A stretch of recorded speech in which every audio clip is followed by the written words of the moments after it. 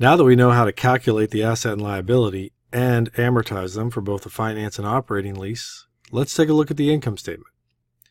Remember that IFRS only has finance leases while GAAP has both finance and operating leases. The accounting for finance leases is the same for GAAP and IFRS. Finance leases have no rent expense. They have interest and amortization expenses. Here's the same table we used to amortize our lease liability for the first year under the new rules. But instead of looking at the ending balance, now we're looking at the interest expense because that's what we record on our income statement. You can see the interest expense column highlighted in orange, and the total expense for the year is shown here, $676,905.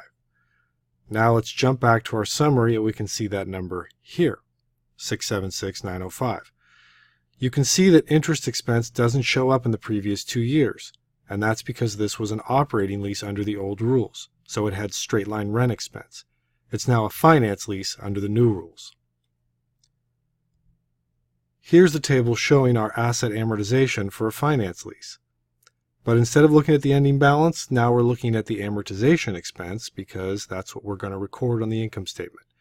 You can see that column highlighted in orange, and the total expense for the year is shown here, $2,535,587.